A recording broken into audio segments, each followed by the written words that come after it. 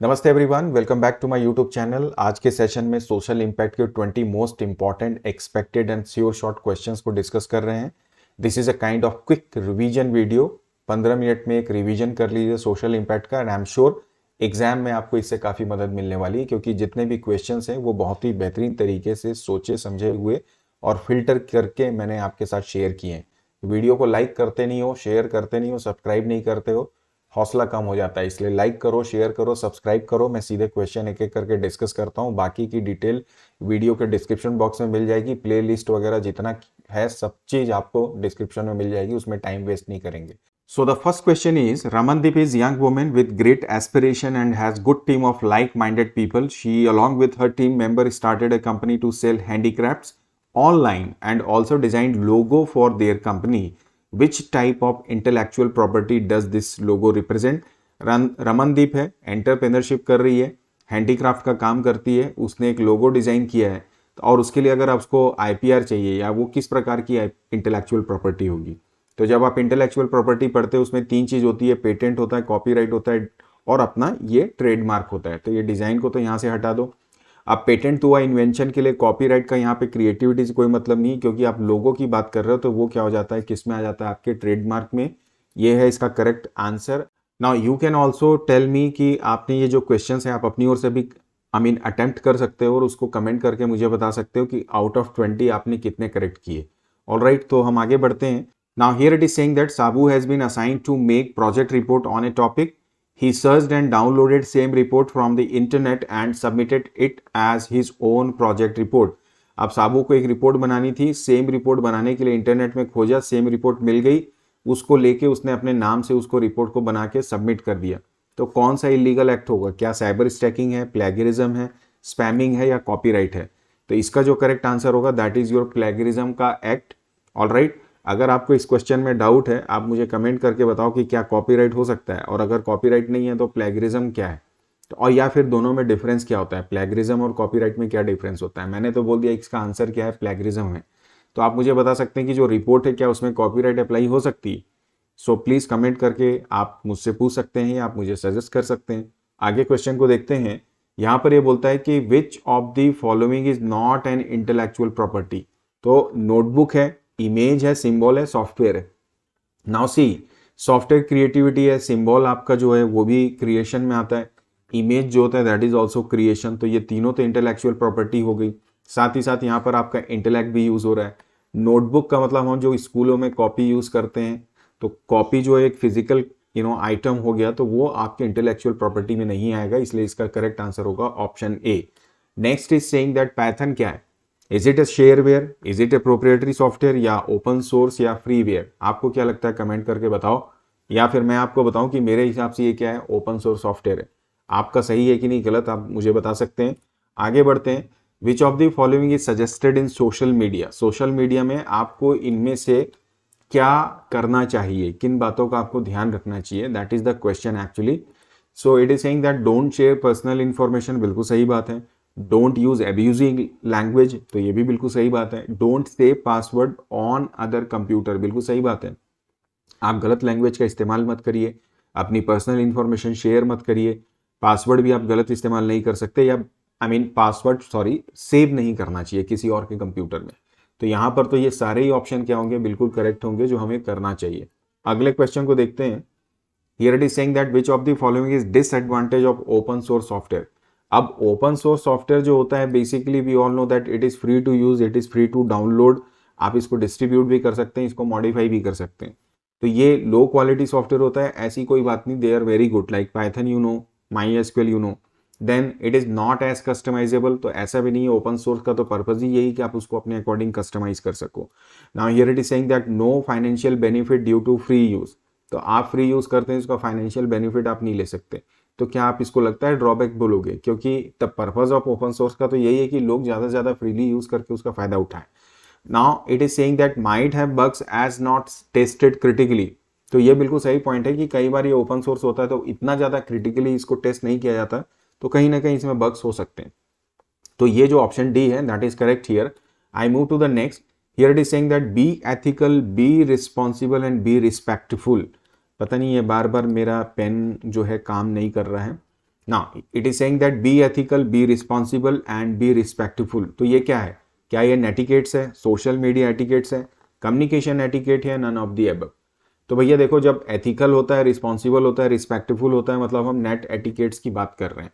Social media में तो आप क्या करते हैं, be you have to be very selective और आपको अलर्ट रहना पड़ता है। कम्युनिकेशन एटिकेट्स की जब हम बात करते हैं तो वहाँ पे तो बात आती है कि you should be very polite, ठीक है, लैंग्वेज आपकी सही होनी चाहिए। तो एथिकल, रिस्पॉन्सिबल और रिस्पेक्टफुल मतलब हम नेट एटिकेट्स की बात कर रहे हैं या नेटिकेट्स की बात कर रहे हैं। I move to the next. Now here it is saying that the autofill feature used by any website is implemented using what? It's very good question कि देखिए यहाँ पर जो इसका आंसर है कि ऑटोफिल, जब आप कोई भी वेबसाइट ओपन करते हो, आप लॉगिन करते हो तो ऑटोमेटिकली कई बार यूजर नेम पासवर्ड आपका आ जाता है।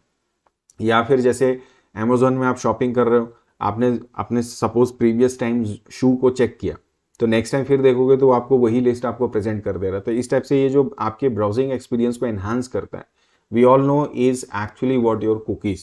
So it's a very good question. This time ऐसा हो सकता है कि जो क्वेश्चन हो उसको थोड़ा सा आपको ट्विस्ट करके दे दे, बहुत ज़्यादा नहीं लेकिन फिर भी आपके लिए आसान होगा। I move to the next. It is saying that which of the following IPR, that is intellectual property right, is most commonly used by software for protection. इसका मतलब क्या हुआ कि एक बार मैं पेन फिर से ले लूं। विच of the following IPR is most commonly used by software. तो सॉफ्टवेयर कौन सी आईपीआर यूज करते हैं? क्या वो ट्रेडमार्क होता है? नहीं। पेटेंट होता है? नहीं। होता क्या है? कॉपीराइट। क्रिएटिव कॉमन क्या है? लाइसेंस है, जो अलग चीज होती है आईपीआर से। सो यहाँ पर जो करेक्ट आंसर होगा that is your copyright, right. हम आगे बढ़ते हैं। It is saying that which of the following is not true about digital footprint. कौन सा इसमें से स्टेटमेंट करेक्ट नहीं है? Digital footprint, we all know that कि इंटरनेट में आप कुछ भी किए मतलब वो फुटप्रिंट आपका बन गया। तो कोई भी इंसान इंटरनेट यूज कर रहा है मतलब डिजिटल फुटप्रिंट है। बिल्कुल सही बात है, ऑप्शन ए करेक्ट है। Digital footprint can be use to जज वन एटीट्यूड। अब आपका एटीट्यूड सामने वाले को आपके डिजिटल फुटप्रिंट से पता चल जाएगा। तो आई डोंट थिंक कि ऐसा कुछ होना चाहिए या आपके वर्क एथिक्स के बारे में। तो ये मेरे को करेक्ट लग रहा है। It is saying that digital footprint once created can not be eliminated fully from the internet. तो बिल्कुल सही बात है। इंटरनेट में एक बार फुटप्रिंट बन के आप लाख कोशिश कर लो डिलीट करने की, वो परमानेंट रहता है। तो यहाँ पर ये जो ऑप्शन बी है ना, दैट इज करेक्ट, क्योंकि ये सही नहीं है डिजिटल फुटप्रिंट के केस में। किसी के भी एथिक्स को या एटीट्यूड को आप जज नहीं कर सकते डिजिटल फुटप्रिंट से। लेकिन डिजिटल फुटप्रिंट आपके कैरेक्टर को जरूर रिप्रेजेंट करता है, क्योंकि जो आपकी हिस्ट्री, आप गलत तरीके से चीज़ों को सर्व करेंगे, इंटरनेट में एक्टिविटी करेंगे, तो ऑब्वियसली वो एक रिफ्लेक्शन होता है आपके कैरेक्टरिस्टिक्स का। बट एटीट्यूड की जहाँ तक बात है तो वो आई डोंट थिंक कि डिजिटल फुटप्रिंट से आप प्राप्त कर सकते हैं। हम आगे बढ़ते हैं। संता जो है wants to protect his PC from intrusion attack. Intrusion attack का मतलब कि बाढ़ आ जाए, कुछ गलत तरीके से लोग घुसपैठ करने की कोशिश करें आपके कंप्यूटर नेटवर्क में या सिस्टम में, ताकि वो आपको परेशान कर सकें या आपकी पर्सनल इंफॉर्मेशन को हैक कर सकें, चुरा सकें, तो आपको किसी न किसी तरह से नुकसान पहुंचा सकें। तो ये जो इलीगल एक्टिविटी, आप कैसे बच सकते हैं? तो यहाँ पर जब इंट्रूजन या घुसपैठ करने की कोशिश होती है तो उससे बचने के लिए हम क्या इस्तेमाल करते हैं? फायर वॉल का इस्तेमाल करते हैं। कुकीज़ को डिसेबल करने से कुछ नहीं होगा। एंटीवायरस तो वायरस और वॉर्म्स वगैरह के लिए होता है। एंटी स्पैमर तो ऑब्वियसली जो बार बार एडवेयर्स या ऐड के आपको इन्फॉर्मेशन आती रहती हैं। तो यहाँ पर जो करेक्ट आंसर है that is your firewall. The next is saying that Chhatram, a shopkeeper clicked on an unknown link received. अब छतराम जो एक दुकानदार है, उसने एक अननोन लिंक को क्लिक कर दिया, ठीक है ना। यहाँ पे रिसीव किया मतलब उसको पहले आया और उसने क्या कर दिया, उसको क्लिक किया। Actually it should be clicked. और उसके बाद उसकी जितनी पर्सनल इंफॉर्मेशन थी, सेंसिटिव इंफॉर्मेशन थी, वो किसी और के पास चले गई। तो कौन सा साइबर क्राइम है? मतलब अननोन लिंक्स पे यदि आपने क्लिक किया तो क्या वो हैकिंग है? नहीं है। साइबर बुलिंग है? बिल्कुल नहीं है। स्पैमिंग है क्या? बिल्कुल नहीं है। बचा क्या? फिशिंग। तो इसका करेक्ट आंसर है फिशिंग। तो फिशिंग में लोग यही करते हैं, ईमेल भेजते हैं, लिंक भेज देते हैं, आप क्लिक किए और शिकार हो गए, आपकी सारे पैसा चले गया, मान लो बैंक लिंक्स या कुछ भी आपकी जानकारी मिल जाती। हम आगे बढ़ते हैं। यहाँ पर ये बोलता है कि सीसी का एब्रीविएशन क्या? तो पहले हमने देख लिया, क्या भैया ये साइबर क्राइम है? नहीं है। कॉमन क्रिएटिव नहीं है।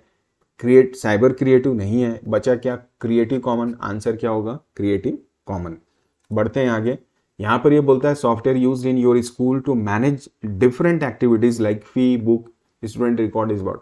आपका स्कूल है या आपका कोई भी ऑर्गेनाइजेशन है या आपका खुद का कोई ऑर्गेनाइजेशन है, आपने अपने लिए कोई सॉफ्टवेयर बनाया कस्टमाइज करवा के, तो वो कौन सा सॉफ्टवेयर होगा? तो ऑब्वियसली वो ओपन सोर्स तो होगा नहीं, क्योंकि आप अपने लिए यूज़ करवाना चाह रहे हैं, डेवलप किए हैं पैसा देके। फ्रीवेयर भी नहीं है, ना ही वो शेयरवेयर होगा, तो बचा क्या? Proprietary software. तो जब आप कस्टमाइज सॉफ्टवेयर बनाते हैं, पर्टिकुलर किसी ऑर्गेनाइजेशन के लिए कोई सॉफ्टवेयर बनता है, तो वो हमेशा प्रोप्रिएटरी होता है, क्योंकि आप पेमेंट कर रहे होते हैं वहाँ पे। आगे बढ़ते हैं। If someone post your photograph on social media without your permission is violation of what? अब किसी ने आपकी जानकारी के बगैर आपकी फोटो को शेयर कर दी, तो क्या ये कॉपीराइट होगा? बिल्कुल नहीं होगा, क्योंकि कॉपीराइट में बेसिकली जहां पर आप क्रिएटिविटी करते हैं with a mission of commercial use basically. अब आपकी पर्सनल फोटो है तो वो कमर्शियल यूज के लिए तो नहीं है, तो यहाँ पर ये नेट एटिकेट्स से ज़्यादा रिलेट कर रहा है। तो इसका जो आंसर होगा दैट इज बेसिकली व्हाट? नेटिकेट्स। कि आप किसी की पर्सनल चीज़ों को आप कैसे शेयर कर सकते हो? तो आपका दोस्त है, उसी ने शेयर कर दिया आपकी परमिशन के बगैर, जो आपको नहीं पसंद है, सो ये नेट एटिकेट्स का वायोलेशन है। आगे बढ़ते हैं। Which of the following is a type of cyber crime where objectional and demeaning comments are posted on social media platform about a person such that he she is mentally harass? अब किसी को परेशान करने के लिए आपने गलत comments या ऑब्जेक्शन जिसमें हो सकता है, ऐसी चीज़ों को आपने सोशल मीडिया में डाल दिया, मतलब आप क्या कर रहे हैं? साइबर बुलिंग कर रहे हैं। तो इसका जो करेक्ट आंसर है that is option C.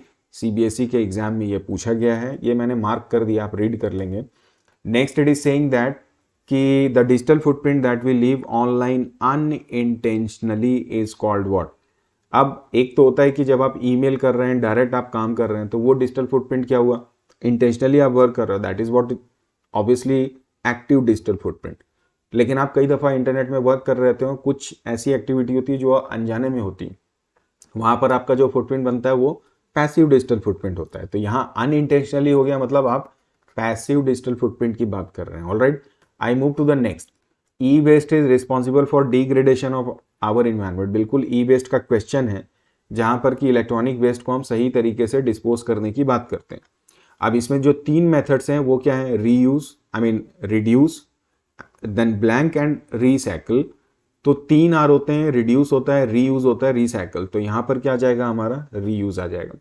Move to the next. यहाँ पर ये बोलता है Smita wants to create a presentation software for her project work but she does not have presentation software installed on her computer. अब आपको presentation बनाना है और आपके पास प्रेजेंटेशन का सॉफ्टवेयर नहीं है, तो इनमें से कौन सा फ्री सॉफ्टवेयर आप यूज कर सकते हो? MS वर्ड नहीं कर सकते, पावर पॉइंट फ्री नहीं है, फ्लैश प्लेयर ऑब्वियसली एनिमेशन का सॉफ्टवेयर, प्रेजेंटेशन का नहीं है। बचा हमारे पास क्या? Open office. ओपन ऑफिस का जो इम्प्रेस होता है that is basically free and open source software, जिसको यूज से आप क्या कर सकते हैं? प्रेजेंटेशन बना सकते हैं। The last question of this session is what? GPL is what? तो GPL एक बेसिकली लाइसेंस होता है, जिसका फुल फॉर्म होता है जनरल पब्लिक लाइसेंस, जो बेसिकली किसके लिए हम इस्तेमाल करते हैं? ऑब्वियसली सॉफ्टवेयर्स के लिए। अब फ्री सॉफ्टवेयर भी हो सकता है, उसमें भी GPL अप्लाई हो सकता है। तो बेसिकली ये पब्लिक डोमेन लाइसेंस है, मोस्टली ये फ्री होते हैं, मतलब ये आप सॉफ्टवेयर में अप्लाई भी कर रहे हैं तो वो GPL में आ जाता है, मतलब लाइसेंस्ड है लेकिन फ्री टू यूज है। तो GPL is basically a licence, it's not an IT act, it's not a software and it's not a website. मैं उम्मीद करता हूँ कि ये 20 क्वेश्चन आपके सोशल मीडिया के जो मैंने आपके साथ शेयर किए, सोशल इम्पैक्ट के, ये डेफिनेटली आपको हेल्प करेंगे आपकी लर्निंग में, आपकी अंडरस्टैंडिंग बढ़ाने में, साथ ही साथ आपके कमिंग एग्जाम की प्रिपरेशन के लिए भी। सेशन एंड करेंगे, चैनल को लाइक कर देना, शेयर कर देना, सब्सक्राइब कर देना, नंबर बढ़ाना है क्योंकि हमको हौसला बढ़ाना है, नहीं तो हम भी डाउन हो जाते हैं। Thank you so much for watching this video. Bye bye and take care. Next video में मिलते हैं नए चैप्टर, नए सॉल्यूशन, नए कॉन्सेप्ट के साथ। शुक्रिया।